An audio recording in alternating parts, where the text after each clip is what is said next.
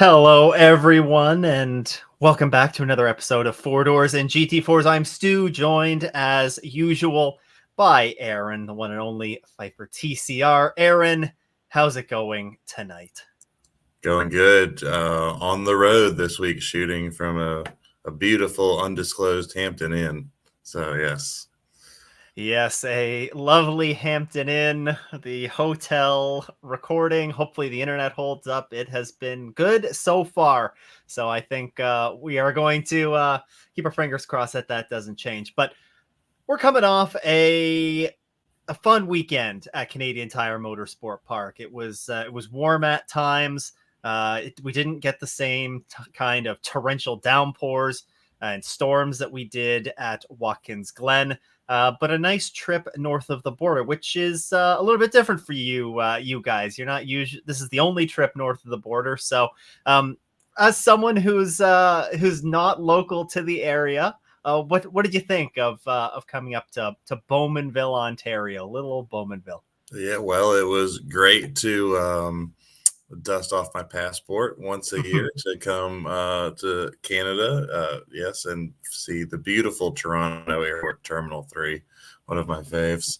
No, but it was great to be up there. I mean, just crazy fan turnout. I mean, Saturday was just slammed full of people. The parking lots were like overflowing everywhere I could see them. So, yeah, I don't think anything deterred the fans from coming out there. It was a little warmer than I would have thought it would have been, honestly.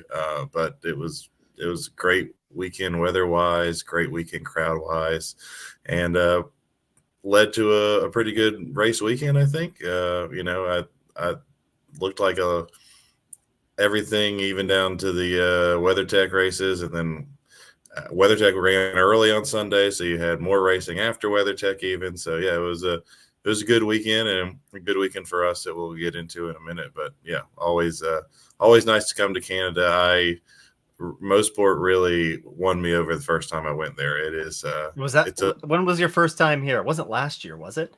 Yeah, last year was actually my first time. Okay. I had missed it in 22 is the one race that I missed. So yeah, I grew up watching it on TV with the ALMS, and yeah, it delivers, and it is a driver's track. I mean, it is a very, very high commitment track, and I think it showed in the results. You saw the cream of the crop drivers really rise to the top all weekend long. Yeah, it's definitely, high speed track, high commitment level. You hear lots of drivers praising the track. Just again, it's a track that is very popular amongst the drivers, and for good reason. It's a little bit different, a little bit unique from some of the other tracks that we're seeing, and it's virtually a high speed roller coaster. The racing that we had on the track during the weekend, though, was also pretty fantastic. You alluded to that there was plenty of other support series action that was going on in addition to the WeatherTech Championship. A little bit of a different schedule that we saw this weekend, with the Sunday schedule having the WeatherTech Championship race first, followed by some more support series racing. Of course, you guys in the MX5, no, I'm looking at a picture of an MX5. Oh, wow. You guys in the Michelin Pilot Challenge were the feature race on Saturday, and we will get to that in a moment. But the reason why I'm looking at a picture of an MX5 is we have a little bit of news, and we haven't touched on much news on this show since we've got it going, but this is a pretty significant piece of news that came out just last week, and that's that the MX5 Cup is going to be going to Martinsville Speedway, the little paperclip shaped oval. They're not going to be there on a NASCAR NASCAR Cup or a NASCAR Xfinity Truck Series weekend. They're going to be there the weekend before that, and they're going to be supporting the Whelen Modified Tours season finale on October 26th. So we're looking at a 100 lap race. There's going to be, I believe, a break in the middle of it. There's a $15,000 top prize. We know that the MX5s have tested there in the past, so it wasn't a complete surprise that we've seen this. But what was your initial reaction to this news when you heard about it? Stu, have you ever been to VIR? I have not, Okay, unfortunately. I would love to take you to VIR and to Martinsville, Virginia, and give you a little culture shock there. That you are in a different part of the world than Toronto for sure. Yeah, I mean, we saw the test happen last year, so you kind of knew something was coming, and then with Whelan stepping in, being the title sponsor now of MX5, you could kind of see this happening. Sounds cool. I mean, nobody knows what you're going to get out of it except maybe the guys who went the test. You wouldn't think Martinsville is a big drafting track as the slowest track in NASCAR and only a half mile and very flat, so you can't keep a lot of speed. I would be willing to bet money that you'll see some NASCAR names in there for sure. I think NASCAR goes into November though, so I think the Cup Mhm. guys will still be racing. They're there But the week after, I think. yeah, but I wouldn't be surprised to see Dale Jr. or any of those Oh, type of yes. guys. Some of the guys that were doing Tony Stewart series the last couple summers, recently retired guys. Yep. So yeah, I mean, shout out to IMSA for doing something new. I mean, I'm down for new tracks and new fun stuff. It's not points paying, so there's nothing. Yep. Um, there's no risk there to ruining the championship or anything like that. You get it. Do you know what the famous trophy is at Martinsville if you win? The grandfather clock. And you get a grandfather clock. I saw if you win this, so Ew. you get the cool like 6 foot tall Martinsville trophy. So, Yep. yeah, I'm down for it. I love to see the schedule expanding and more stuff happening. And I think the same thing you saw this last weekend with LMP2 getting to be the centerpiece for a race weekend. You saw it with us getting to be the big show at Mid Ohio. I think it's smart on IMSA's part to get more weekends out there and more locations across the country, get more fans engaged and interested in the series. But yeah, I mean, if you're looking at a new geographic location, it's really not, because VIR Yeah. and Martinsville are 50 minutes from each other. They're on the either side of Danville, Virginia. So, but yeah, we'll see. I mean, it'll get me to tune in, and I definitely wouldn't be watching whatever the Wheeling whatever championship is. So, yeah, I'll be interested to watch it now. Yeah, I think it's going to be a lot of fun to watch. You mentioned that it's not going to be drafting that's going on, but there's going to be plenty of fun to watch. I'm interested to see if we're going to get like Connor Zilic jump into that race, doing more NASCAR stuff now. Just won, I think, his third straight ARCA race at Indianapolis Raceway Park Yeah. this past Friday after competing at CTMP in the MX5 Cup. So we'll see if maybe we get some guys like that pop in, maybe some retired guys as well. With the MX5 Cup has done a great job of attracting motorsports drivers or motorsports sort of stars from other disciplines. Over the past couple of seasons, we had James Hinchcliffe in the series at Watkins Glen last year. Parker Kligerman made a start as well. I know there's definitely some others that are escaping me, but the MX5 Cup has done a good job of marketing itself to some different motorsports audiences, and this is just another way that they're going to be doing that. So I think lots of excitement there. It's going to be fun to watch. That race is going to happen on October 26th. It's a Saturday. I don't think we have a time of day locked down. Imagine the MX5s under the lights at Martinsville. That would be pretty cool. Some Saturday night racing. But I mean, you bring a bunch of extra bumpers if you're Mazda to the track that weekend, so you can sell a lot of parts when the race is over, I'm sure. Yeah, the local Mazda dealership probably wants to have a parts truck camped out for them that weekend. But it was worth mentioning that. A worthwhile piece of news to talk about. But going back north of the border to Canadian Tire Motorsport Park now, and we're going to kick things off with the Pilot Challenge race. So, of course, this was a weekend that we saw both of course, every race this year, I don't know what I'm saying, we see the GS and the TCR cars present. We were shy a couple of entries across some of the other support series that we didn't see make the trip north of the border. I think we were short a couple of entries in the TCR. Were we short one or two in the Yeah, TCR? we were for sure short on car count because we only had 11 for practice and 10 start the race. So we lost Goo in qualifying after a wreck. And then the other full season car that wasn't there was Victor's number 80 car, the Victor Gonzalez Hyundai Elantra in TCR was not running. And then again, that was another race where we didn't have Road Shagger. We didn't have Hart, which has been on and off. We didn't have Racer's Edge, which we've seen some, but we did have Baker racing back. So, but yeah, the smallest car count in TCR and in GS for the season. I think we only had 35 cars maybe, and we've been averaging 40 since after Daytona pretty much. Yeah, there was only 33 that took the start for the race, 34 on the entry grid. So, Yeah. yeah, definitely, 34 cars is still fairly strong. I don't think anybody was, looking at the action on track and going, wow, there's not very many cars out there. But definitely down a few entries from what we've seen so far this season. Yeah, it wasn't SRO GT3 racing. Yeah, it certainly was not. It certainly was not. So you mentioned the Goo Racing Audi. We unfortunately lost them in qualifying. What your Pilot Challenge schedule is back to a more conventional schedule than what we've seen over some other rounds this year. Qualifying was on Saturday morning. The race was Saturday afternoon.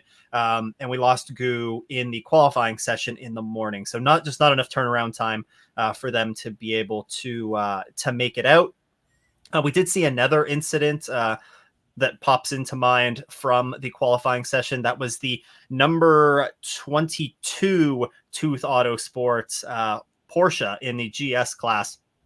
After setting the fourth fastest time in qualifying, they went off and unfortunately picked up some damage. They scrambled, but they were able to get the car ready for the start of the race. Had to start at the back of the field, but they were there. They were the local team. One of the local teams was able to make it out.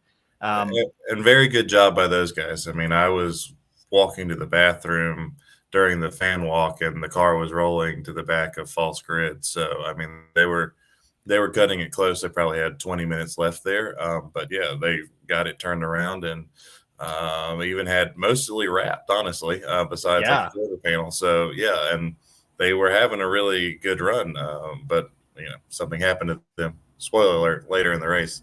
Yeah, indeed. I was walking around in the garage that morning, and yeah, you had virtually every man, woman, and child that they could find was sitting around, whether it was taking apart pieces from the car to be able to clean off and put back on, or they had a bunch of guys that were, of course, under the car. This was their first race weekend with a GS or GT4 spec car. So they did a really good job.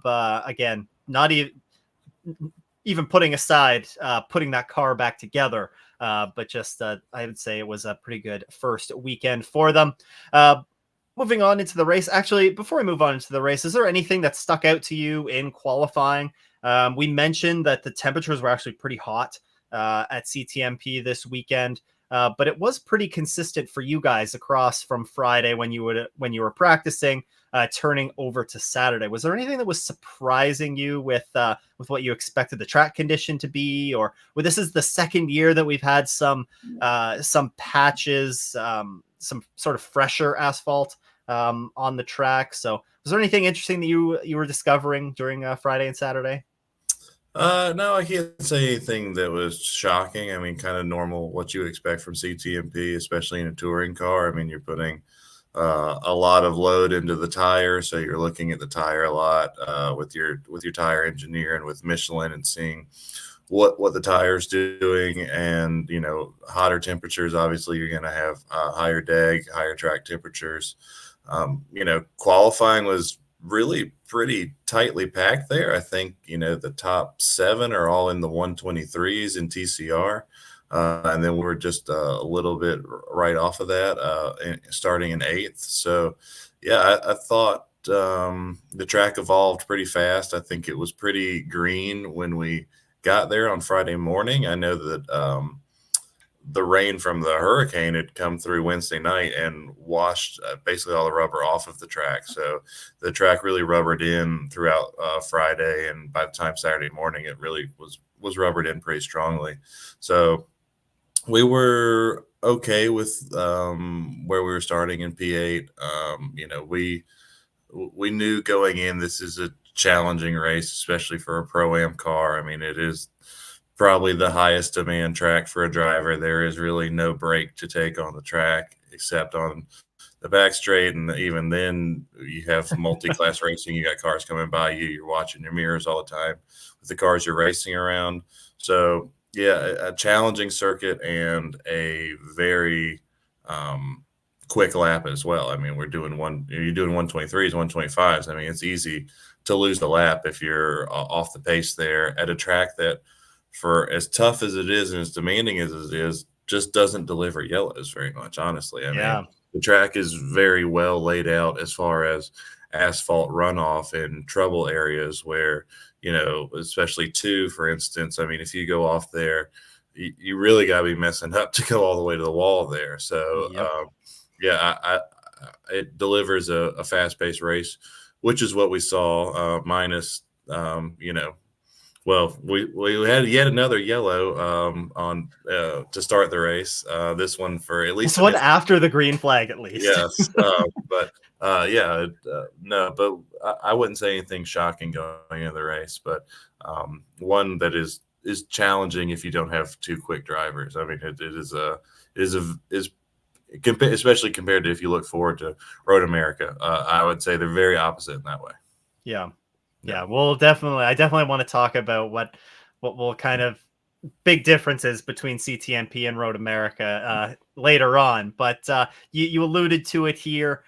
During the race, we were green for all of not even 30 seconds, probably, when in turn 2, we had the number 57 Windward Racing Mercedes.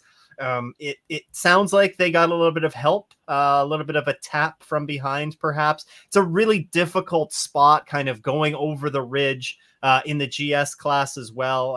There was I don't think it's required that the AM driver qualifies the car, but No, it's not. It's not required, but it's what you're gonna do because you want your fast guy in at the end. Yeah.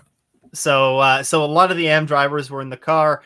Whether the car got a little bit too light going over the ridge, whatever it may have been, got a little tap from behind. That Mercedes found the inside wall and kind of spun back across the track.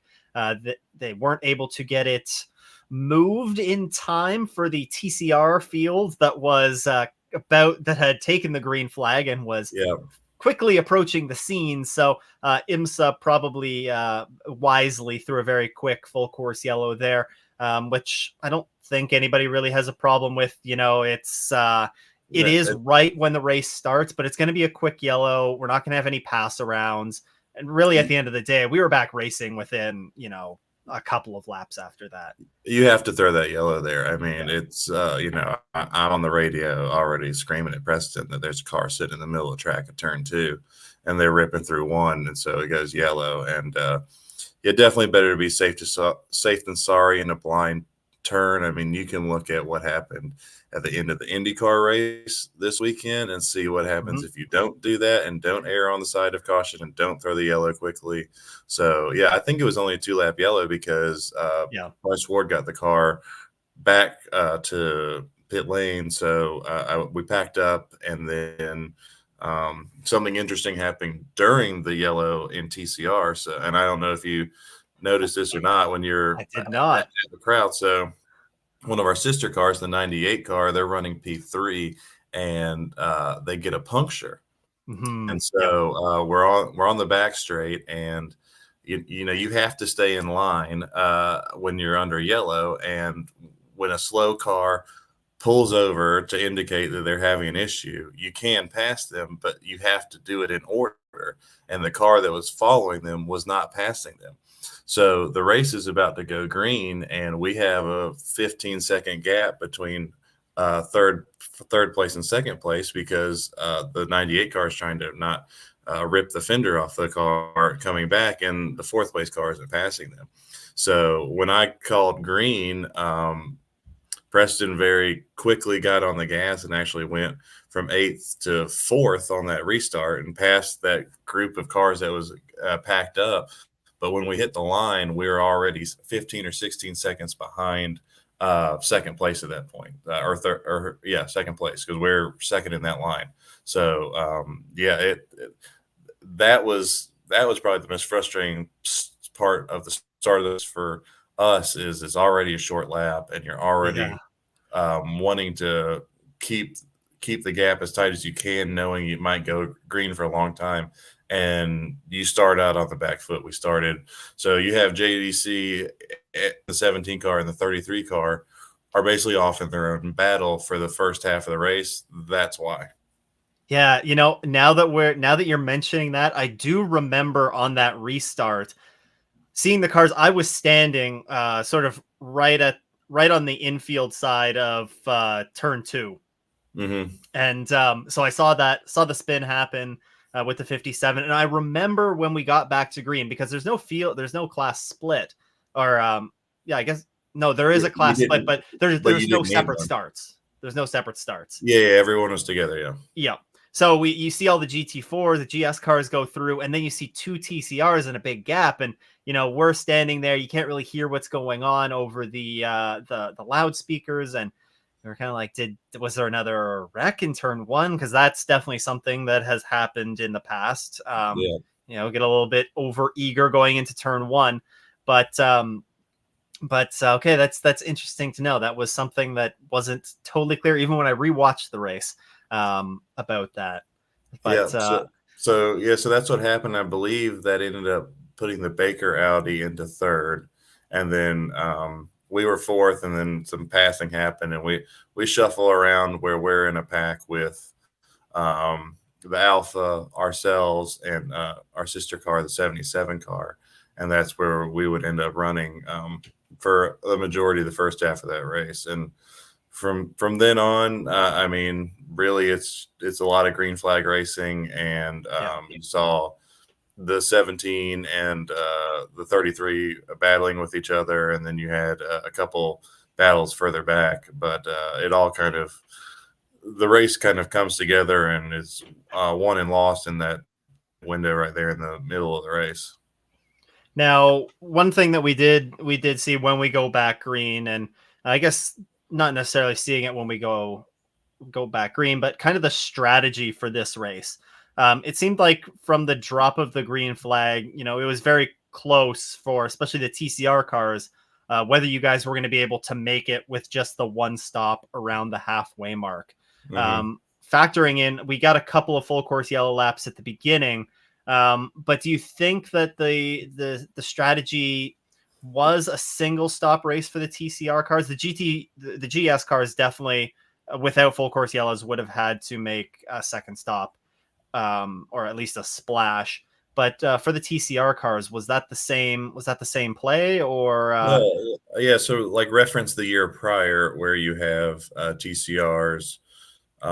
Some make it, some don't. In a 2-hour full green race there, you know, you had the JDC car, I believe, did make it, which ended up winning. You had the 33 Hyundai had to stop and splash on the last lap, so that's how close they were. So yeah, I mean, going in, you know, you assumed, going off of last year, that it's a very tight window on fuel if you are in a full green race. You do, you know, probably save a lap of fuel there with the 2 laps of yellow, but you also have burned fuel because, you know, not only do you burn fuel on the 2 warm-up laps, you also burn fuel once they say start your engines and you sit there and wait to roll off the grid.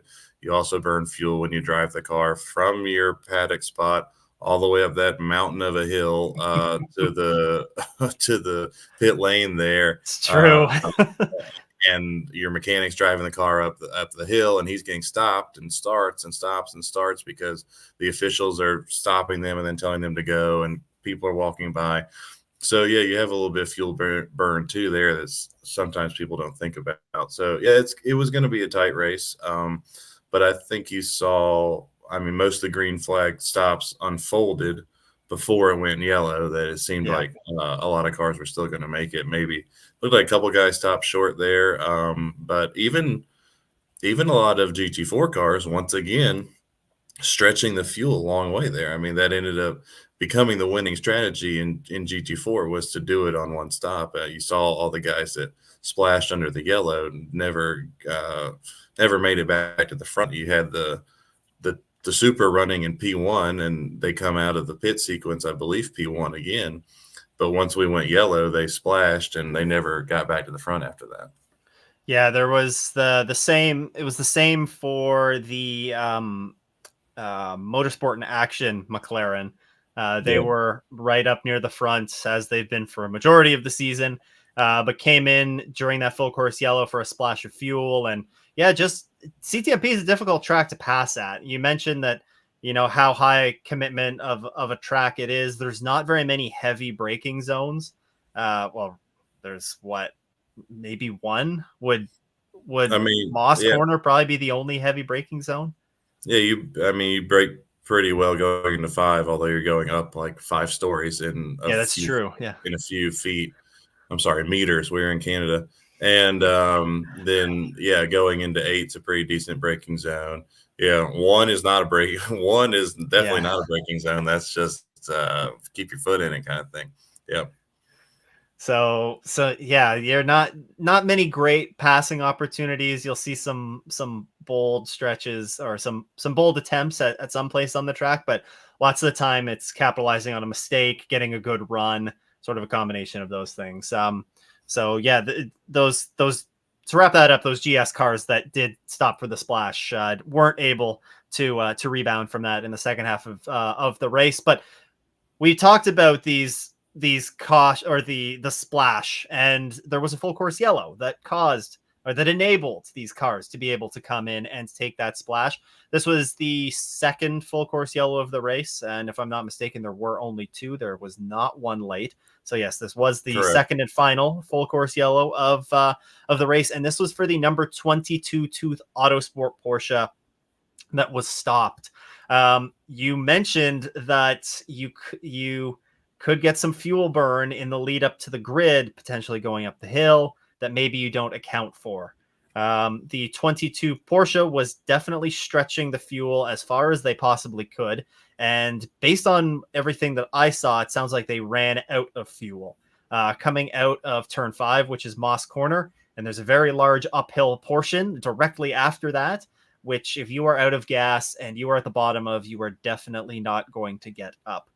They got stranded at the beginning of the straightaway and had to be towed away, bringing out the full course yellow. Yeah, so they're stretching the fuel so far that over half the TCR grid had already stopped for fuel, and we were stopping that lap for fuel, regardless of if that car was sitting on the track or not.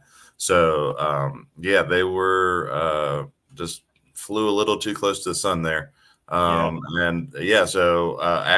For us, we're actually on pit lane doing our stop when I hear it go full course yellow. So, we go back out there and you watch everything cycle through. You see, okay, we're still on the lead lap here.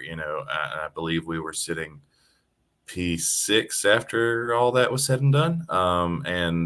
We had our sister car behind us, and then the 98 car had stopped right there when they saw the yellow was going to come out, and actually got their lap back from their incident earlier on with the cut tire. So it left us with 8 cars on the TCR lead lap with a full course yellow to reset it, and a new race to go with 50 minutes to go when we went back to green.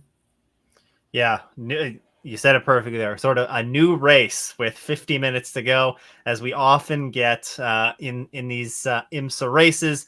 Kind of a full course yellow does a job of resetting the field, bulking everybody back up, and you know what, the racing after this full course yellow was phenomenal. We saw things spread out a little bit in the GS class. We had some new cars at the front that we hadn't seen there for a bunch of the weekend, but things got a little bit spread out there. You alluded to there were the cars that were at the front that opted to come down and take a splash of fuel.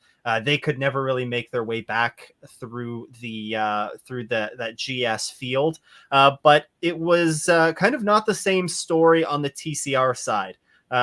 Even leading up to the full course yellow, we did see the 33, as you mentioned, and the 17 Audi battling it out for during that stint. But really, after this full course yellow, we saw the battles heat up a lot in TCR. Not only between the 17 and the 33, we saw the 93 the Montreal Motorsports Group Honda. They were making their way up through the field. You guys as well were making moves.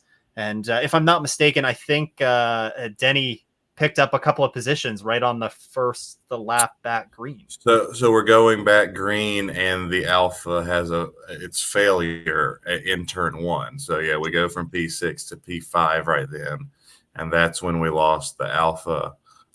Never really got a word of what happened to them. I did see them attempt to go back out and do a couple laps, and they came right back in. So I talked to Tim Lewis in the airport the next morning at 4 a.m. or whatever it was, and yeah, a really disappointing day for those guys. I mean, Tim and Denny are in a lot similar positions, in a Pro-Am car, and not every race you're going to get the yellow to get the break you need to try to go show what you can do. So yeah, that was a bummer for those guys. I mean, they just really haven't had much luck this year. A lot of mechanical gremlins and things like that. So yeah, you saw getting spun before the start. yeah, exactly. I mean, they had an incident at Daytona with the 77 car. Yeah. So yeah, you have basically 6 cars right there, all in a lead pack. So you have the 17, the 33, the 93, the Montreal Motorsports car. You have the Baker boys right there. And then you have us, and then you had our 2 sister cars right behind us. So actually 7 cars, really. And yeah, it was a battle there. And then, JDC took the lead back from Robert because Robert had gotten it through the pits sequence. They had jumped in front of those guys. JDC gets back. They're riding right there with Robert. And then, the first bit of bad luck you've seen for JDC this season, they end up having a terminal issue and parking the car at the exit of 5B in an orange overlap. So we stayed green. And for us, Denny had gotten by the Alpha. Like I said, we're running P5. Then JDC fails. We're running P4, and we're riding behind the Baker Audi there. And definitely thinking about the championship, you have JDC out, so you want to bring home a decent finish, and you're doing a little bit of tire management as well. So, we were riding there with those guys for a while.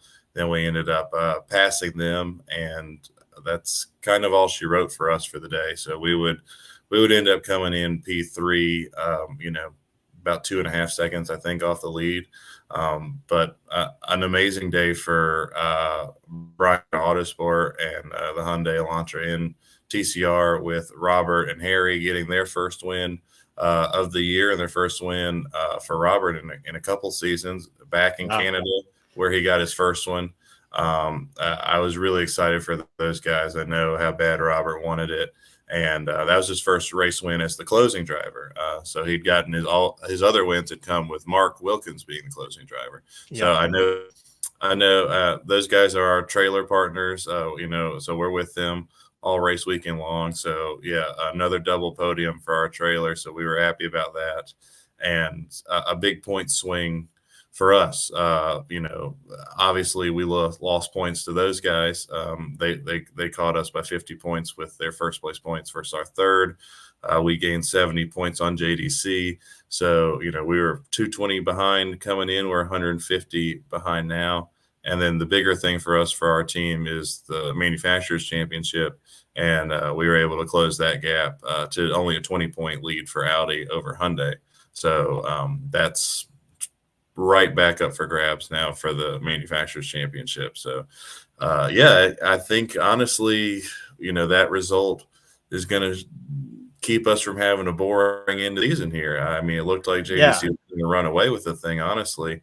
So, they don't drop a crazy amount of points because of the cars that were left running, and you have a small field. They only ended up finishing P8.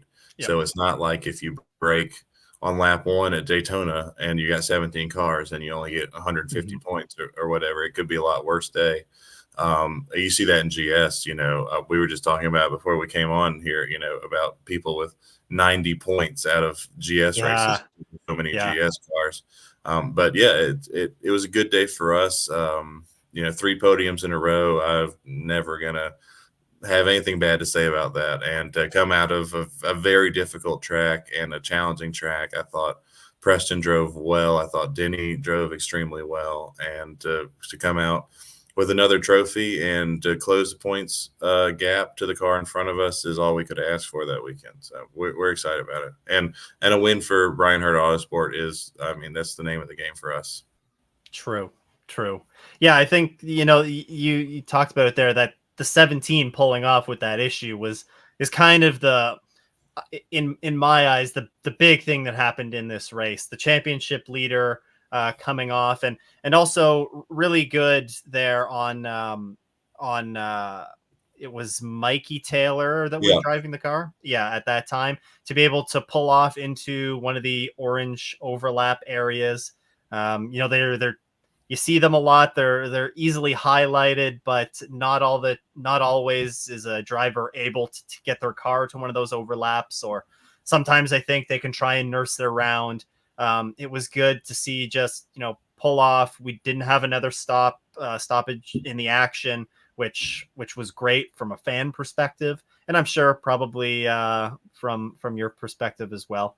You guys were right in the hunt, so you didn't need things bunched up once again. But unfortunate for them having the mechanical issues. But like you said, it does really tighten things up in the championship standings. And we'll touch on the championship standings some more in just a second. But what else was happening towards the end of this race is we did see some battles. We saw I mentioned the 93 Montreal Motorsports Group, Honda. They were making their way through the TCR grid. They looked strong. Just came up short, ended up crossing the line in second place when it was all said and done, to the number 33 of Harry Gottsacker, and Robert Wickens took home the TCR class win. And then you guys rounded out the podium there with Preston Brown and Denny DuPont. Yeah, I want to say told them after the race, congrats to the Montreal Motorsports Group guys. Great for them to get their first podium of the year. With the speed they've shown, it's surprising that this is the first one. Yeah, they've shown that Honda is fast. Everybody knows Carl is fast. So, yeah, it was good to see them get themselves, I know what it feels like to get that monkey off your back. So I know that they felt a sense of relief. And I saw videos of them post race, and they were celebrating pretty good on their pit lane.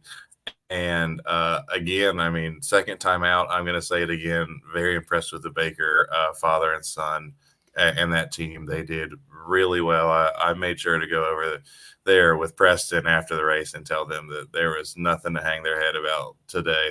They drove extremely well. They had no issues on pit lane, which is just the biggest thing you don't see out of new teams.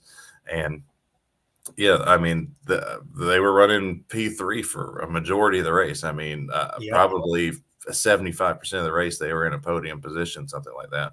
So I believe they ended up coming home 5th. I believe our sister car passed them on the last lap. But that was a good race for them, and they told me that they would be back for some more I don't think Road America, but they'll be back VIR more. next, I think. Yeah.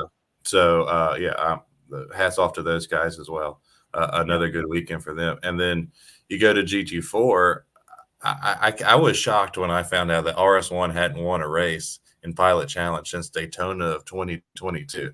I did not know it had been 2.5 years for those guys. So, they were celebrating on as they should in victory lane. But yeah, that was a big one for those guys. 2.5 years is a long time for a great organization like that. But you want to talk about just playing the perfect points championship over there is the TGM guys. I mean, they came in, the car that's chasing them right now is Vanderster, and they're second, and then TGM's right there in third. So they don't even cut into their points lead by 20 points. So that you want to talk about a runaway right now in the points is in GS. But as we talked about earlier, you have big swings in GS in points. You have one DNF there. You're talking about 250 point loss on a day. So, that's a championship that could still swing as well. Yeah, it definitely is. And you mentioned RS1 and Vandestar Racing. It was Stephen McAleer and Trent Hidman driving that RS1 machine to victory lane. Rory Vandestar and Scott Andrews in the Vandestar Racing, Aston Martin, and then Hugh Plum and Paul Holton rounding at the podium there in their Aston Martin GT4. Those are the older of the GT4 Aston Martins. There's only one of the Evo versions of that car on the grid, and I think Robin Liddell, they brought that home in 8th in and class. I believe that's Porsche's first win of the year in GT4 as well. Correct me if I'm wrong. I believe so. No. Sorry, Daytona with Riley. Sorry. Yes. Okay, so the second win for Porsche. So, I think you got Aston Martin winning 3 of them, McLaren winning 1, and Porsche winning 2. So, yeah. Has Aston Martin won 3 of them? I guess they have. Oh, yeah, the Rebel Rock one at Sebring. That's what. Yep. Okay, so, there's been lots of variation, lots of different winners, different podium sitters in the GT4 class. But one thing has been constant, and that has been the 46 Team TGM Aston Martin has been near the front. And while we're talking about it, let's talk about the championship. And you mentioned that it's a bit of a runaway in the GS class. 1,800 points for the number 46 to Vandestar Racing's 1,470. So we're looking at 330 points. Aston Martin with 110 point manufacturer lead. That's a big lead in the manufacturers championship. Yep. I would say it's very surprising that we're going into round 7 of the year and we don't have a single BMW victory yet in GT4. Yeah, that's pretty surprising, I would say. Yeah, Turner Motorsport usually really strong. They have a second place finish at Watkins. It's the best points finish for a BMW this season. So, Turner, Carbon, Random Vandals. I mean, they all seem to have had very good runs and very fast cars this year. To have none of those, I just can't remember the last time BMW hadn't. That car was just so dominant last year. It seemed like in the championship to have them without a race win here is kind of surprising. In the VP Sports Car Challenge last year as well, Turner took the GSX championship there. So they had home a lot of hardware with that M4 GP4 last year. On the TCR side, you alluded to it a little bit as well. It's the number 17 Unitronic JDC Miller Motorsports Audi with 1,930 points. What is this? 150 points back. You are in the number 76 Brian Hurd Autosports Hyundai, 1,780. And then just 40 points behind you is your sister car, the winner at CTMP, the number 33. Back from there, there's a little bit of a gap after that, but it really looks like, Unitronic JDC, they still have that's a comfortable 150 point lead right now, but it could definitely get interesting with 4 rounds to go. If there's another outing in there, if we get a few more cars back on the grid for Road America, then I want to say that JDC was close to 150 points back last year after 5 or 6 rounds, and they obviously brought it down to the wire there at Road Atlanta last year. So, yeah, anything could happen. We'll see the entry list tomorrow for Road America. We'll see how many TCR cars we get there. But yeah, I mean, that seems to be this championship. It just it delivers a tight battle in touring car every year, year in and year out. So, and frankly, GT4 does too. I mean, TGM's just on a roll. I mean, that's just the consistency they're showing. That's how you win a championship. That's how you run away with that championship, honestly, because that's a championship where normally you see somebody have one bad weekend, but there's still 4 weekends to go. I was driving a lot today and re-listened to last year's radio broadcast, and TGM had a nightmare of a weekend last year at Road America. So, it can happen at any time. And, it looked like JDC was in control of this one till 20 something minutes to go at CTMP. So that's why you do it. But yeah, only 8 hours of racing left to decide the season and the championship. Yeah. And actually, sort of a to transition, as we'll get into, you know what, actually I'm going to table that for a minute when we talk about Road America, because there was some more support series action that took place at CTMP. I guess it's not this past weekend, it's a little over a week ago now. They had the VP Sports Car Challenge there for a couple of races as well. In race 1, Jagger Jones had the win taken away after he crossed the finish line first. They failed post-race tech for too much camber. Was found, I believe, in the rear of that car. Maybe it was the rear. That's something they check every single time. Yep, and got busted for it this time. So instead, there it was Stephen Agakani that took the win in the LMP3 class. And you don't get to see the LMP3s too often anymore. Of course, they're not in the WeatherTech Championship, but really happy we do get to see them in the VP Sports Car Challenge, because they do sound very good. Ripping around there on track. They sound so good. Yeah. And you know what? There has been some good racing in there. The VP Sports Car Challenge can be pretty spread out. You do get a wide range of driver skill levels in some of these cars. But you do get some good racing still in those classes. So it was fun to watch those cars. And meanwhile, on the GSX side, which are essentially the exact same GT4 spec cars that we see racing in the Michelin Pilot Challenge, it was Jack Polito who picked up his first win in his first IMSA start. We talked a little bit about Baker Racing, Dean and Sam. And then also Tooth Autosport on the GT4 side, which are local teams that were jumping in for this race. Jack Polito is another local driver. Lives sort of 45 minutes ish from the track. It's definitely not that far from the track, and races in the Canadian Championship there. So he picked up the win in his first start. In race 2, this was the last race of the weekend, and kind of an interesting schedule. An interesting overall schedule for sure. But there it was Jagger Jones that actually picked up the win in the LMP3 class in a rain-affected race. They did have a full course yellow, and they had pit stops to be able to change over to the rain tires. Now, if I'm not mistaken, you have been involved in a couple of, it may have not been called the VP Sports Car Challenge. It may have been the Prototype Challenge when you partook in it. Right? It was VP. I did it last year. It was VP? Mm-hmm. So there are no competitive pit stops in that. If they have to change, if it's changed from a dry to a wet race, or a wet race to a dry race, there's non-competitive pit stops, and they just come and change the tires under. I mean, you don't even have a gun hooked to a nitrogen tank there, so you would be taking your snap-on battery powered drill and changing tires when you're doing that in that championship.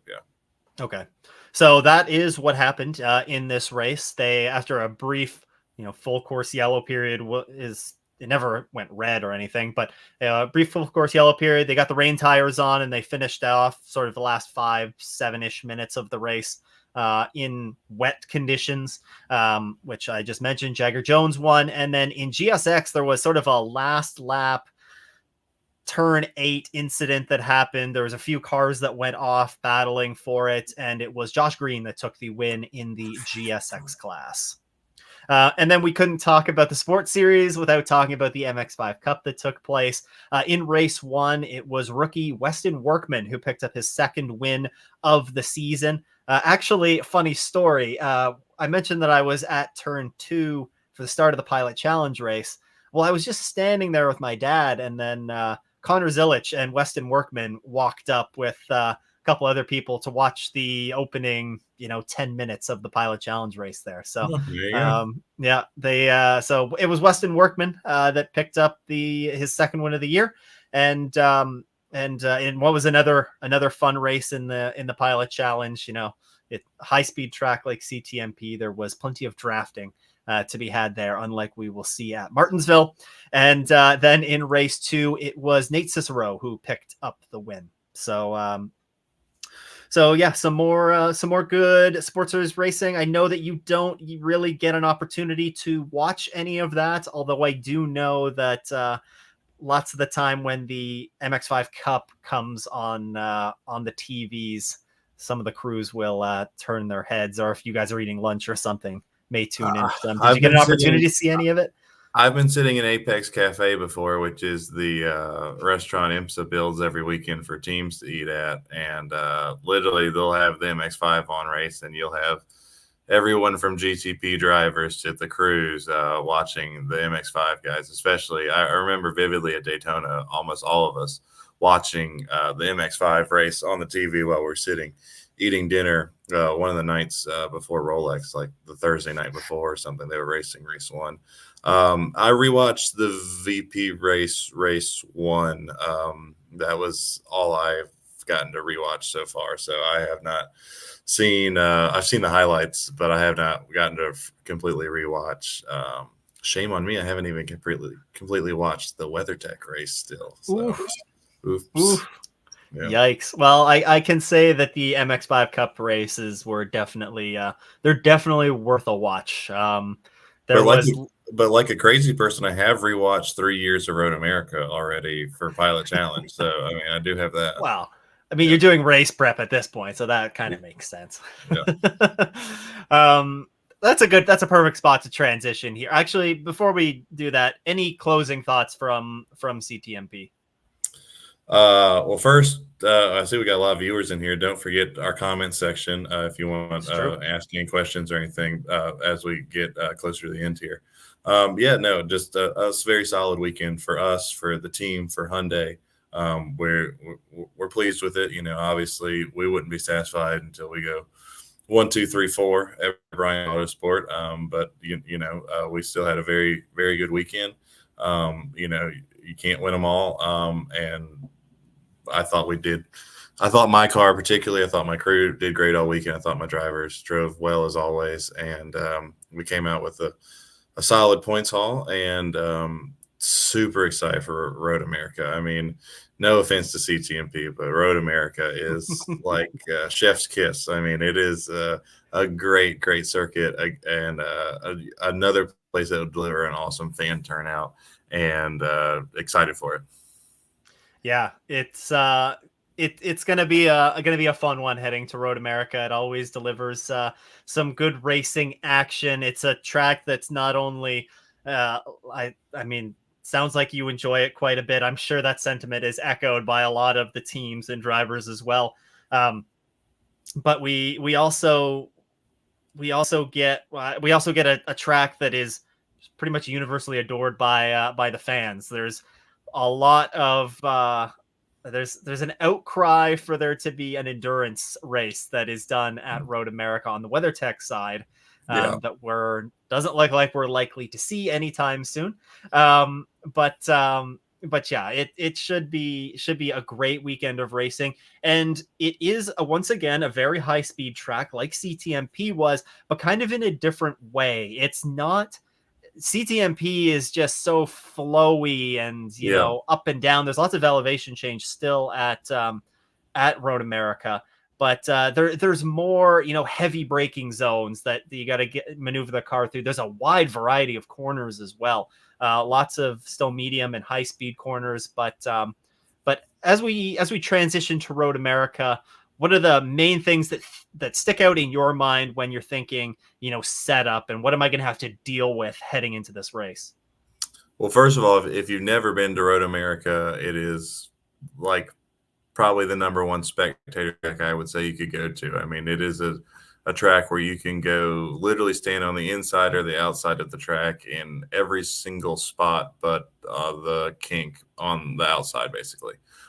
So, I mean, just super spectator friendly track, awesome camping track. I was once watching just one of the like WeatherTech practice, and we had our team shirts on, and me and Doug Oakley, the car chief, or I'm sorry, the crew chief from the Rockwells, and we had a fan standing right next to us, and they're like, "Come over here, we got to make you some drinks." And we're like, "Oh, we're working, we can't." But they had built a full bar. The man and his wife are making old fashions for people. So Oh my it is, goodness. the people of Wisconsin are rival Canadians and how friendly they are. So if you have not, yeah, I'm saying it, yeah, yeah. So if you haven't been to Road America, for sure, make sure you get up there. It should be on your IMSA bucket list. But yeah, as far as the track, I mean, obviously it's the closest thing you have to a spa type track in North America. It is pretty much unanimously almost every driver's favorite track. It seems like it is fast. It is hilly. It has, yeah, unlike Mosport, obviously you have the carousel and the kink, which are big, high commitment corners. But then you also have a lot of 90-degree corners, a lot of elevation changes up and down. 4-mile long track, very long lap, hard to lose a lap if you're in a Pro-Am car. So that's a good thing. It opens up your strategy, honestly, because I mean, you can pit and not lose a lap almost if you're any car on that circuit. You normally are going to have yellows there. There's normally one pretty big incident there a year, honestly. 2 years ago, we had a pretty scary one with the Road Shagger crash and the kink. They were kind of near the front of TCR, and a lot of TCR was going through that. And then my car was taken out in Canada Corner in a different wreck later that race that year. But yeah, so you have a track that favors certain cars, obviously. I mean, Alpha with 3 wins 3 years in a row. I mean, I'm not saying any secrets there. I mean, that's a car to beat when we go back there. I mean, that car weighs less than the rest of us for different BOP reasons, and is fast in a straight line. And that's pretty much where you see them pass people, is going into one, drag racing everybody out of the last turn and up the hill and down the straight, and then into 5 as well. I know that's where they passed. JDC Tim did an awesome kind of over-under move outside of 5 and going up the hill to 6 on JDC to win it last year. So, and the Audi's pretty fast there too, honestly. So yeah, you got to set up a car that can handle things like the carousel, which if you talk to IndyCar people, that's like the most force. That's like Firestone's like biggest benchmark for testing the tire, is how much force goes into the outside tires in the carousel. And then you have the kink as well. So you have to have a car that's settled down for corners like that, but then you still want a car that could be slippery in a straight line. So it's a challenging track setup wise. It's a track that we finished 4th at last year in the Rockwell car with Dennis and myself. So yeah, we feel like we've knocked on the door there before, and we kind of want to knock it down this weekend or next weekend.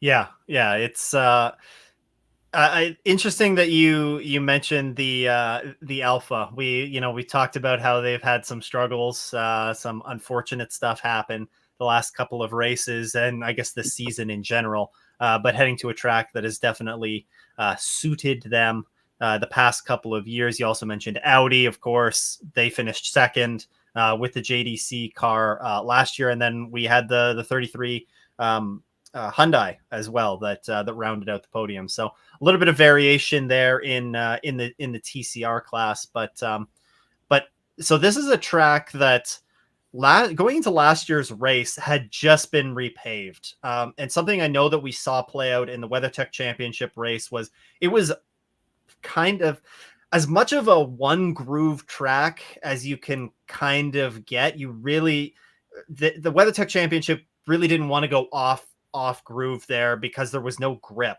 except Mm-hmm. where they had been running, which is a little bit, you don't necessarily always hear about that with fresh repaves.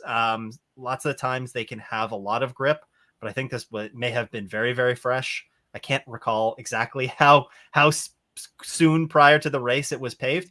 It was paved the winter prior, yeah. Oh, was it? Okay, so Yeah. it had a little bit of time. Anyways, is there anything going into this year's race that you're expecting to be significantly different in terms of track grip? I know that sometimes you guys get out to do some testing prior to the race weekend. I know there's actually, I think that one of the big tests for the WeatherTech guys, and I guess you guys are able to participate in that as well. Was it the Apex events? Yeah, Those yeah. are open. Well, yeah, we could. I mean, it's all about money, It's but money, yeah, yeah, yeah. yeah. But are you expecting big changes coming into this week or the next weekend? I guess it is, and it's specifically with track grip. I don't expect a big change. Honestly, what I use as a frame of reference for things like that sometimes is I'll most likely I'm going to go look at what IndyCar did this year versus Mhm. what they did last year, and see if there's a big drop off in their times. As far as grip levels, yeah, I mean, we saw that at Laguna this year too. I mean, if you on a repave, if you got off of the line, it was very, very slippery. And I'm not the asphalt expert to say why that is. But yeah, that was an issue some at Road America. But I mean, that's going to be that way at almost any road course you're at. In the corners, I mean, all the rubber is going to be on the line. Yeah. But it wasn't exactly a skating rink on the straightaway when you pulled out line or anything. But yeah, I mean, everybody was setting record lap times there last year. Obviously, the grip was turned up like crazy. I think TCRs were 3 or 4 seconds faster than they were the year before.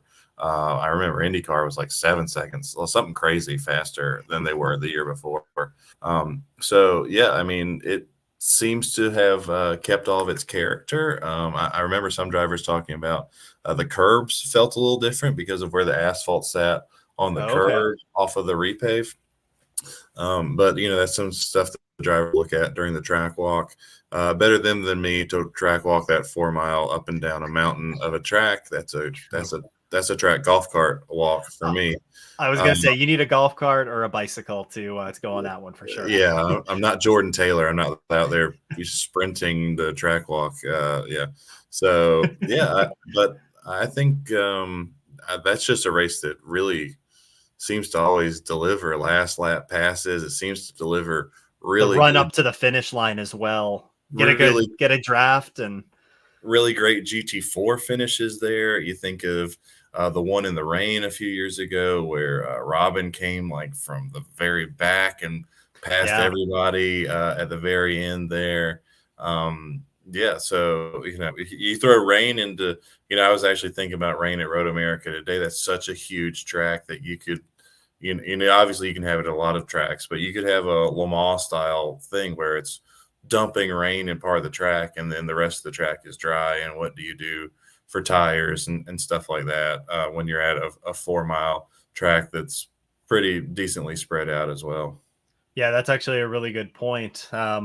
Yeah, getting a weather system that passes over, one half of the track and not on the other is not too many IMSA tracks that we can say that we really get an opportunity to see that at, but Road America is certainly one of those. And one of the things that I did want to touch on, sort of in the CTMP recap, but then also transition it into this. We did see some tire issues. You mentioned it briefly with one of your Brian Herta teammates. I think it was the 98 that Correct. had a tire go down. There was the Victor Gonzalez Hyundai. They had both front tires go down at one point in the CTMP round. Now, there wasn't clear on whether there was damage that sort of damage that had happened that had caused that, or what might have happened. But Road America is a track where if you have that happen at CTMP, it's a minute and 20 some seconds to get around the track. If this on when you're going full pace, if you have this happen at Road America, this is something where you're losing, you're probably losing multiple laps as a result of a tire going down. Or you're losing multiple pieces of body work, or both. That's true. I mean, it's a very long lap, and that comes into a factor for a number of different things. I mean, say you're on a fuel save. I mean, to fuel save one lap at Road America is a lot bigger fuel save than saving one lap at CTMP or Mid Ohio. That is true. Yeah. So when you think about your fuel save, if you're in a fuel save race, yeah, I mean, whatever percentage you're saving, you only get so many laps there at Road America. It's 2 minutes, 20 seconds or something in TCR. So it's, and even in practice, it becomes a factor because, you only have an hour, 2 sessions, and your laps are taking 2 minutes, 15 seconds. You're not getting a whole bunch of laps in there. And every time you come in to the pits to make a change or whatever, you've killed the lap before and the lap after to see if you're trying to put up a respective time and get a good glimpse of sector 3 and sector 1. You can't do it. So yeah, it kind of is definitely a different beast in that way. It limits you. I mean, when you look at, I think we would turn like 33 and 34 laps in our FP1 and FP2 at CTMP. I mean, we'll maybe turn 20 at Road America. So yeah, your drivers only get so much experience going around there. Like you said, there is a test. We're not participating in the test. You normally don't see many TCRs participate in that test. You normally see the same couple GT4 teams do it. So yeah, I mean, for most of us in Pilot Challenge, you're going off of what the track to be from the year prior when you roll off the truck and go out there and try to throw your setup at it, because you just don't have a lot of laps to get that data for anything in any of the sessions. And then when you go to qualifying, if you mess up a qualifying lap, that's a long lap before you get around to another one. You definitely could lose the peak of the tire by that time. So it's more emphasis on laying down the right lap in qualifying. Although, to play devil advocate on that point, you got such long of a lap. If you mess up a little bit, you got time to make it up too. That's true. That is very true. Now, I know you had mentioned that you've been catching up on your or re-listening to a bunch of the past Road America races on the Michelin Pilot Challenge. So, in terms of strategy wise in this race, what sort of things can we expect here? Are we going? Is it do we think it's a possibility based on past seasons that we're going to see sort of that one stop, or is this going to be a track where there's just too much time, full throttle on those long straightaways that it's going to be difficult to save fuel and be able to do it on one stop? Well, I mean, I don't think about that too much, because I think it's a race that's going to have yellows, honestly. I mean, if you look at this compared to, you want to compare it to something else, I would compare it more to Watkins, a race where you would expect to have some yellows and expect to have a bit more of a chopped up race. Now I'm going to say that it's going to go 2 hours straight green, and we can talk about that afterwards. Yeah, I mean, it would be a race where I'd be very, very surprised if it was 2 hours straight of green, if a GT4 car stretched it to a one-stop race. But I've said that all year, and they keep doing it. So I'm just gonna stop saying that at this point, because somebody's doing an hour on fuel at every track in GT4s this year. So yeah, that's becoming the fuel save championship over there. Yeah, no kidding. There has been some wild fuel mileage races over there. And actually, I was just pulling up the the flags analysis from last year. We had a full course yellow a minute into this race, and then we had one at the 47-minute mark, and that was it. And they were both big wrecks. I mean, the one was just the McLaren got spun around in turn 5 by like a chain reaction thing, but then they got plowed into by a couple of cars, and then you had a big wreck for an Aston Martin in the kink. The year before was a 4-hour race there, but you had a big wreck in the kink, and then you had a few other wrecks. And then I want to say in that 4-hour race, though, we did have like a 90-minute run of green flag, if my memory serves me correctly. But I was out of the race at that point, but I was sitting on our sister car's box helping. But yeah, so that was I believe we finished P4 on that car again that day. So yeah, I would think it's just a track that has such high commitment corners, and it just lends itself to yellows. There's just tracks on this calendar that do that, and tracks that don't. CTMP doesn't. To me, Road America normally does. And you look at the flag analysis, I think it averages 2.5 yellows. So yeah, your strategy is, you can have all the strategies you want. At that point, you just got to know what you're going to do when you have a yellow and at what position you're going to be. And you just kind of try to keep those things in your head and talk about it with your drivers and your crew and say, hey, this is what I'm thinking. If we're sitting in this spot and it goes yellow at this time, this is what I think we'll do. But, the race could play out in a number of ways. To me, that's the most fun part of this is it's not cookie cutter strategy. Yeah, your driver only needs to do 40 minutes, and you only need to do one stop in TCR. But I mean, we got podium at Watkins off of doing 2 stops when most of the other cars did 1 stop. I mean, there's all sorts of ways for it to shake out. Yeah. Yeah, it's gonna be it's gonna be a good race regardless. Another thing, there's if my memory is serving me correct, there's plenty of runoff area here that's sort of not paved. Some gravel runoff areas that's easy to strand a car in. Yeah, you can rewatch the race last year and watch Denny mow the grass at about 70 miles per hour coming out turn 7. He got pushed wide there and kept his foot in it to keep Eversley behind him. So yeah, there's it's opposite CTMP. Yeah, I can't think of many turns that have asphalt runoff there. And even if you go look at, I hate to keep bringing it up, it's the only big championship that also comes there. If you look at IndyCar, I mean, last year they had crazy wrecks even in practice, like Pillow of all people, like tubbed a car in practice there last year. So yeah, it's a track that can catch out even the best drivers in the world, like Newgarden and Pillow. Yeah, Newgarden did this year in practice. He crashed it in the kink. Yeah. Oh, did he? I did not. Okay. Yeah, Newgarden hit the wall like 50 G's in the kink in practice. So yeah, I mean, you got the Indy 500 winner and last year's champion have both crashed in practice at that track. And that's another thing you want to talk about, practice. That normally happens in practice too, so you have even less laps. So yeah, practice time is super valuable at Road America. Yes, it is indeed. So talking a little bit about continuing on with Road America, you mentioned on the TCR side, the Alpha has been very strong here. But you have also seen, the Hyundai has had podium results the past couple of years. A couple of years ago, when it was a 4-hour race, it was Alpha, Hyundai. Heading into this year's race, we have seen the Audis be very strong so far this year. We've seen the Hondas with good pace. Again, they've struggled to kind of put it all together for a good result.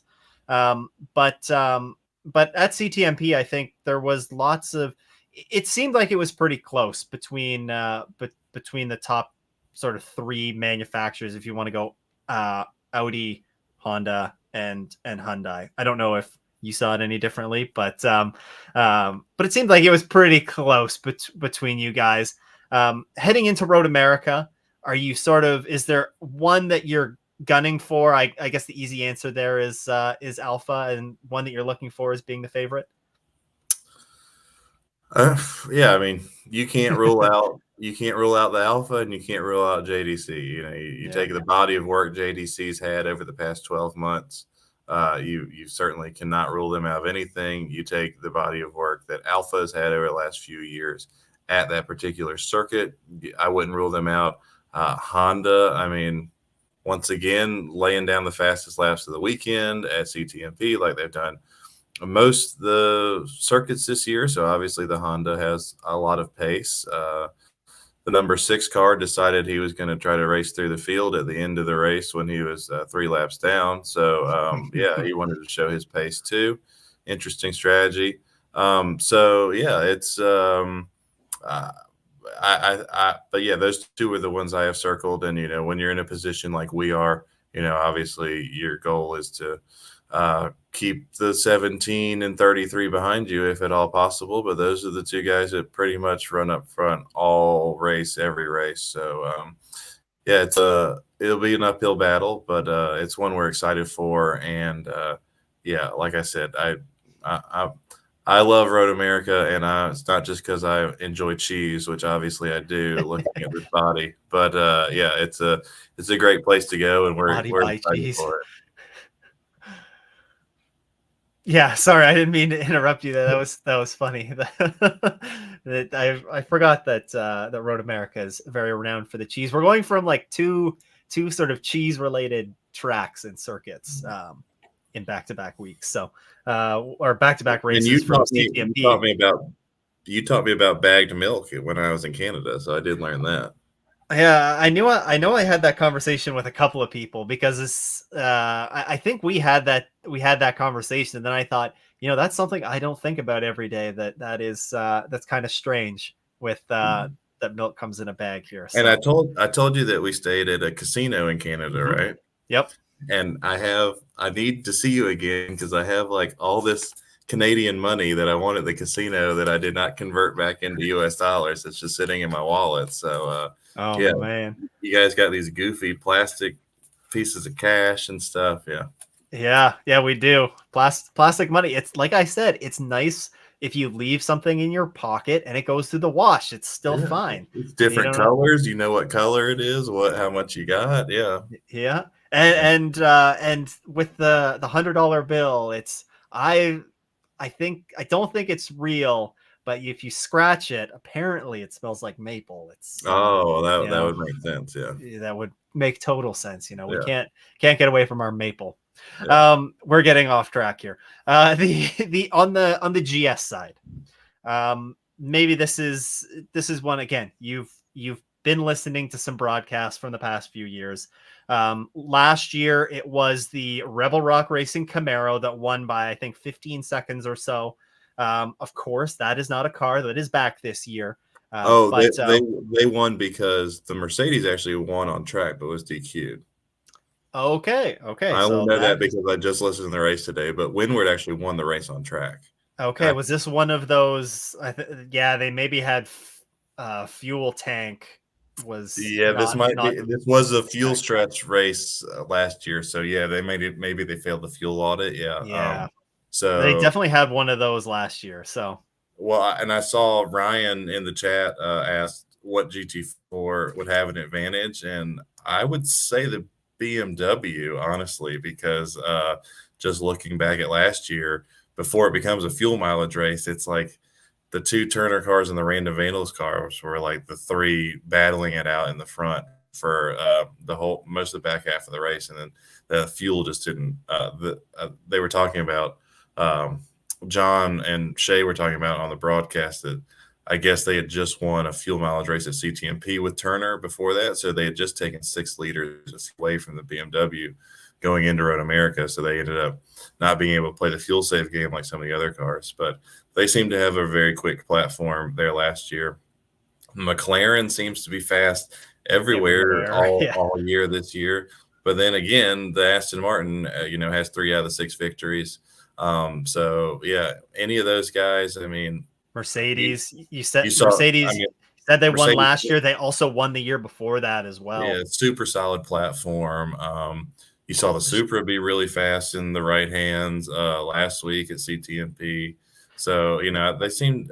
I'm not in the GT4 paddock, so they would tell you otherwise. But it seems to be fairly balanced over there right now with Yeah. the different winners. The Mustang could be strong as well. We Yeah, haven't yeah. really seen them flex their muscles too much, but I know that Well, you they saw were the Mustang be very fast in the opening VP rounds at Daytona, another yes. track Yep. that's very fast. That's exactly what I was gonna say. Yeah. Before they got BOP'd. So Yeah. yeah, I mean, you could see the Mustang. I believe still looking for the first. Yeah, and I don't believe that's true. The Mustang still looking for its first GT4 win in IMSA. So yeah, I'm sure. Thor and McCumbee McAleer and those guys would love to get that for Ford and for Multimatic. Yeah, there's one of the great things that you see, up and down, really especially in GT4 is just the variety of cars that we have. There's a handful of sort of BMWs and Aston Martins. You see quite a few Porsches. I'm looking at from just the results last round out at CTMP, but you mentioned it. You have the Supra, you have the Mustang, you have the BMW, the McLaren, a couple different types of Aston Martins. There's a lot of variety here in the GT4 class, and we're just going to continue to see more good racing out of there. I agree with you that that I think or I can't I lost my train of thought. Completely lost my train of thought. So that's good. But yeah, it's going to be anybody's game in GT4. To specifically answer Ryan's question, I think I'm going to be watching the Mercedes. We've seen Windward Racing be strong over the past couple of seasons with this driver lineup, Daniel Morad and Ward in the car. So I think we can expect them to be strong, but I don't think you're going to go wrong with many of these lineups looking up and down that up and down that grid. Yeah, and hopefully we'll have a car count over 40 again for Road America. So it normally brings out a lot of teams. People love to be there. Yep. We have Zombie here in the chat. Is the Lotus GT4 eligible for Michelin Pilot Challenge competition? So I guess they would went with Zombie Gut Kill for my name today, but I actually didn't. Yeah. Next week. Yeah. So the Lotus is not eligible. I don't know if that car is still homologated. First of all, but to be eligible in IMSA, your manufacturer has to come to an agreement with the series. And Lotus, I have not seen Lotus involved in IMSA in some time. So that would be why you have seen that car. I made the name when I was 10. Nice. So impressive. You can remember your login to your YouTube for that long, honestly.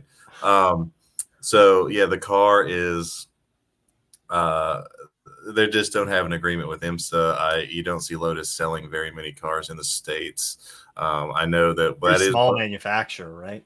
And that is one of the rules set by IMSA is you have to sell a certain amount of cars in North America, across Canada and the U.S. to be a manufacturer. But then also it's a financial cost. So Lotus would actually have to pay the entry and enter into a marketing agreement with IMSA for that. So yeah, that's normally ends up being the reason you don't see some of these different makes that you might see in Europe or South America or Asia. Although one of the surprising ones, kind of to play off of that we haven't seen yet on the IMSA side, is the Nissan, because they just came out with a new GT4 spec car, I think, last year, and we see it in SRO. But a little bit surprising we haven't seen that jump up IMSA side yet. But I guess, like you said, the marketing fee that has to be paid is not a small fee, and actually Zombie was just talking about that. The Nissan GT4 were at each other's minds. So yeah, maybe you are Zombie Gut Kill. But yes, maybe, yeah. Yeah, that is interesting. The little bit I know about that is it seems to be a lot of that program is funded not exactly from Nissan, but more from other parts of how Nissan gets some money. So that might be part of it. It could be again the money, I would like to see that car.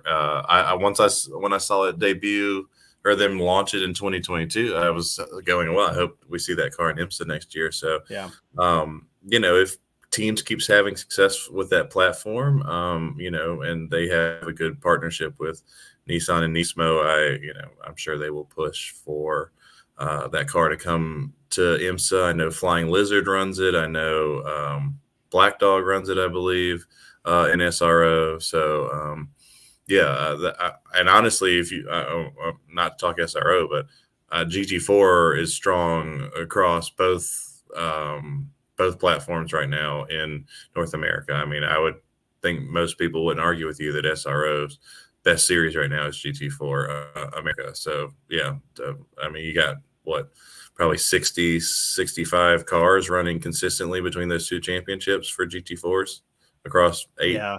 manufacturers. Yeah. Yeah. There's a lot. There's a lot of cars running over there for sure. Yeah. I had a question that I thought of earlier, but I didn't really know how to weave it in. So we see in some of the well, actually, I'll just flat out ask it. Do you guys on a race weekend are you generally using spotters around the track? A couple of times this past weekend, there for the Pilot Challenge race, there was sort of a spotter for one of the GT4 teams that was up watching in turn two. I know sometimes there's a group that will get sent up. I think to turn one. I've seen some go before. Is are you generally using spotters around different portions of the track? And I guess to specifically tie that into Road America, I guess how much of a challenge is it at a place like Road America that's just so big? Yeah, so our spotter on our team is a very handsome fellow, smart fellow. It's me. Oh, Yeah, so no, we don't have a spotter. I know that some teams do have spotters. When I was doing the GT3 last year in WeatherTech, we had a spotter, but the spotter is only as useful as what they can see as yeah. well. So you know, you go to Daytona, you go to Indy, places like that. You know, the spotter could be more See the whole helpful, track. especially in a championship like WeatherTech, where you have you know, a big difference in speed between the classes. You know, especially when we're in a GT3 car. Although in the GT3 car, you also have a screen that shows you what type of car is coming and what direction it thinks it's going to pass you. You know, with the rear view camera on there, and it has the color coded arrows and tells you which way it thinks the car is going to go. But you know, at Daytona, obviously, almost every WeatherTech team has a spotter. In Pilot, I know a few GT4 teams that do it. I don't know of any TCR teams that do it. At Road America would be very challenging to spot. I want to say the spotters that I do know stand at the top of the turn 5 grandstands. Don't hold Okay. me to that. And they can see like 13, 14 Oh coming down yeah. there, 5 and 6. But yeah, you would have to really, I mean, to have full coverage of it, you'd have to have 3, 4 spotters. Yeah. But you know, I'm looking at a map of where the cars are on track, and you know, the map is pretty accurate, but it's also predicting stuff, right? Because the map is not actually following every single car exactly where it is on track at all times. It is guessing where the car is based on what it's done the past few laps in that sector. So really, you don't get a true click of where it is till after it hits every sector line. But then you're also sitting there, and you know, when you're on the pit box, you have access to about 25 different TV channels from IMSA. The one of them, the main one that most people are using all the time, is the 16 screens, which shows you every single camera on track. So Yep. that can be pretty helpful most of the time. You do run into a problem though if your car is, say your car's P5 and the producer, the TV producer is following P1, P2 5 seconds in front of you. You'll never see what your car's doing the whole lap because the camera is always following the couple cars in front of you. So that can make it kind of challenging when you're trying to follow the camera. Sometimes makes it really tough at night when you're trying to do weather. I mean, our spotter last year was trying to do WeatherTech spotting off of the TV screens at Road Atlanta, and I don't know how he could do it. Honestly, it was very tough. We ended up we did have a spotter at the top of the hill at the bottom of turn 5, and he spotted down the S's for us there. But yeah, you know, in a 2-class series, and the GT4s aren't going to exactly sneak up on you. I mean, Yeah. you can normally give your driver a heads up. Hey, the GT4 leaders are coming through. You know, they'll be behind you the next couple laps. Makes sense. And also things can get spread out at Road America, such a large track that it's not like you have to worry about, you're getting passed every, you know, 20 minutes essentially. It's going to be pretty few and far between. Yeah. Uh, Ryan asked here, I don't think you guys, I don't think it was a problem necessarily for you guys on Saturday, but did you guys have any systems problems at CTMP with timing and scoring? Not that It I can was an issue recall. on Sunday. It was an issue on Sunday for I mean, sure. I've had it happen in the past. I mean, it'll either. I mean, basically, what they do is they run a cable line and they run an Ethernet line to junction boxes, and you screw into those and run into your pit boxes. And yeah, normally if one of your two things goes down, the first thing you do is your data guy or your tech guy jumps off your pit box and goes looks at the next pit box. If Yeah. theirs is also down, then you go, oh, okay, it's not our fault. If Yeah. yours is the only one down, you go, oh crap. Yeah, I've had it go down before. I've had it go down before in the race. I lost it for a couple minutes during the Mid Ohio race. Actually, I remember that about halfway through. So, yeah, I mean, you know, it's pit lane with a lot of heavy things and a lot of cables. I mean, if you ever go and do the fan walk, stick your head over the wall and look how many cables are just running butted right against the wall. Things can get pinched, all that stuff. But IMSA has a couple of dedicated guys on pit lane just to take care of it at all times. So if it does go down, you normally see one of those guys run into one of the junction boxes with their laptops pretty quickly trying to figure out what's going on. Yeah. Another question that we got here from Zombie. What's one thing that Pilot Challenge teams in general would like to have or see that IMSA hasn't given you guys? Things like tracks, number of rounds, more enduros, more car classes, etc. What thing you'd like to see? Bigger prize money. Okay, we won't talk about that one. How about number of enduros is for sure. That would be what I would say. I mean, I would love to.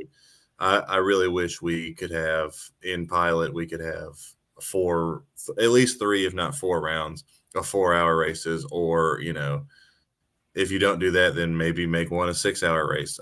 Something. I would love to see us have our own version of the Endurance Cup for Pilot Challenge. It would also, for teams, it could help out financially because you could run a third driver in those 4 races and have him be in a championship and feel like he was involved, and it allows you to bring more money in, if you can run a third driver for some teams. So and that could be a great avenue for some of these new teams that we've been talking that you see jump on the grid occasionally, and that could be a really good entry point for them into the championship, not having to commit to a full season, but rather, committing to, if it's the Endurance Cup is even 3 races or something like that. I mean, I get that, IMSA only has a finite amount of track hours per weekend, right? And they also want to keep costs down for their teams for how much you run.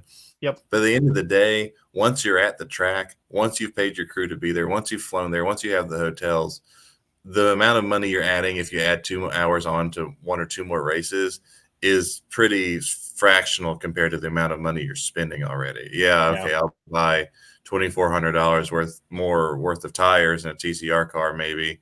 I'll burn 2 more drums of fuel at $900 a pop or something like that. But I mean, I've already paid all my guys to fly in and all that stuff.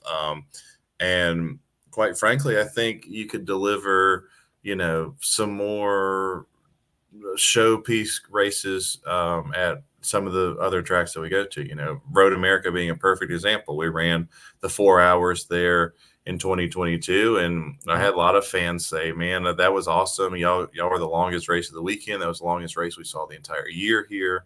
Or you could do like another standalone event like we did with Mid Ohio. I think we proved that could work. We could go to one of the tracks that's asking for us to come there, not Lime Rock. I would love to see it. I know a lot of the teams would. I'm sure there's some teams that wouldn't, but I think it would be fun to really have almost the exact same WeatherTech championship just shrunk down for Pilot Challenge, right? So you have 2 championships in one. You have an Endurance Cup, and you have a full season championship. If there's an Endurance Cup this year, I know who would have won the trophy with an average finish of 1.5 in those 4-hour enduros.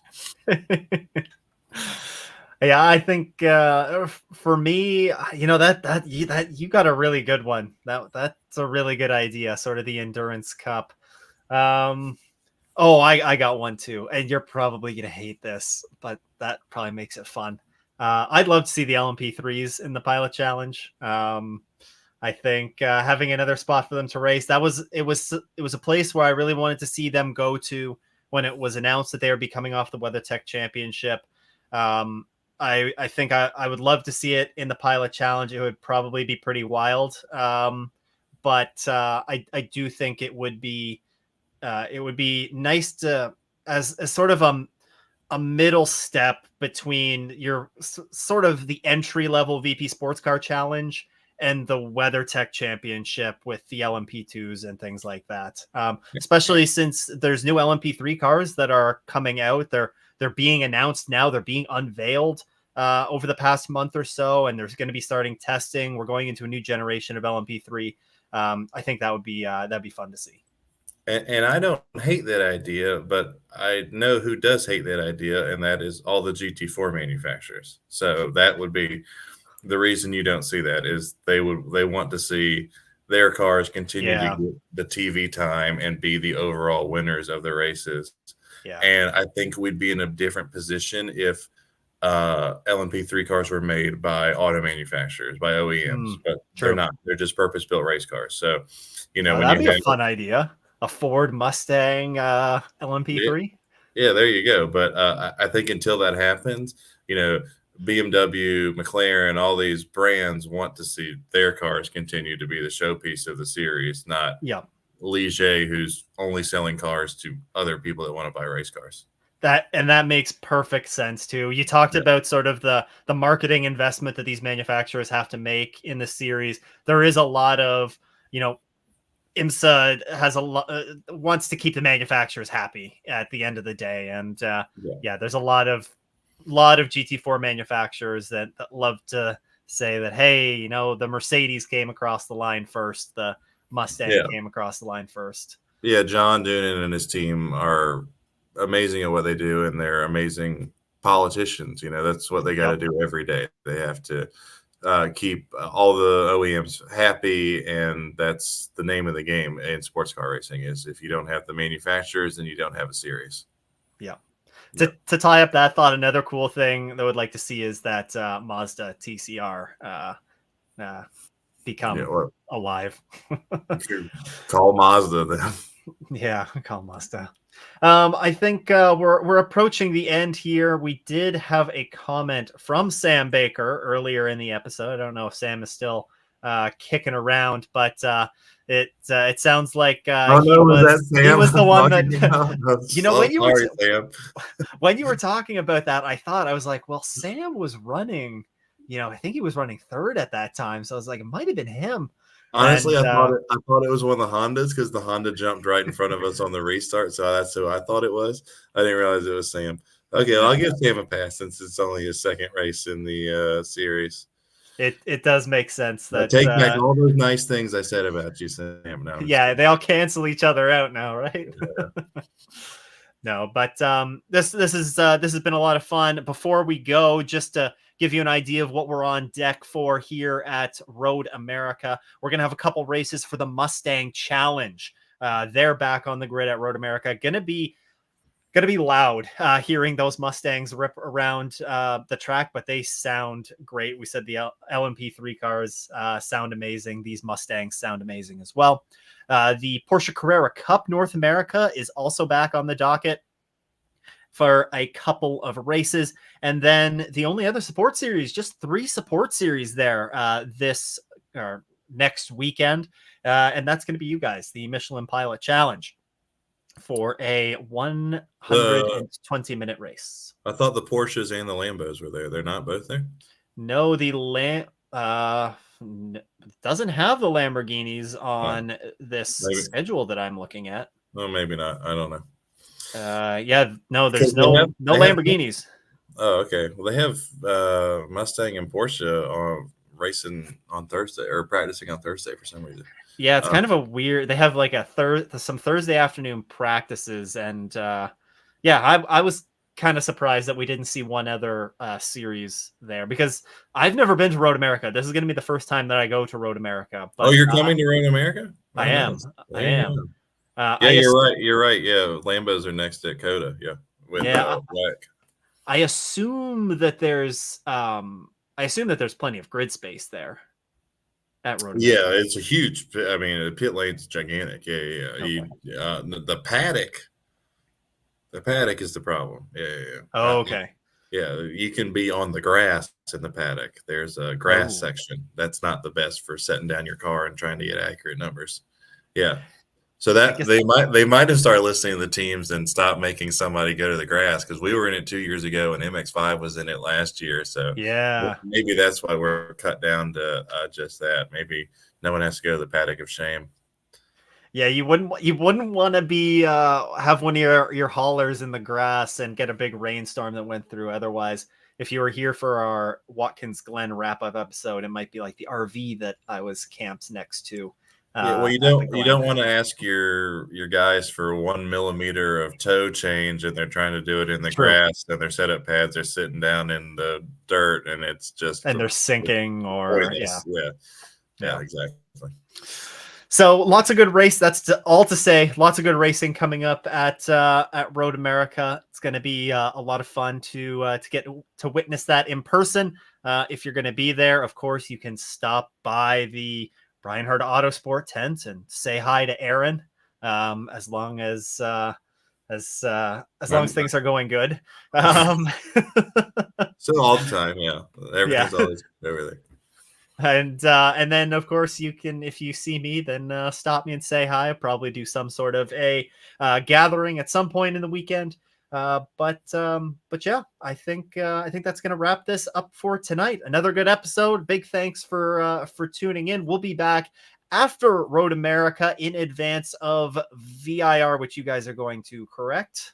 Oh yeah, of course. Okay, perfect. I couldn't remember if you guys were at VIR, but yeah, you have 4 rounds left on the season, so yep. So you're going to be at VIR, so that'll come out in a few weeks time. We'll get that sorted out in the lead up to it, but in the meantime, hope everybody has a great rest of their week, and we'll talk to you in the next one. See ya.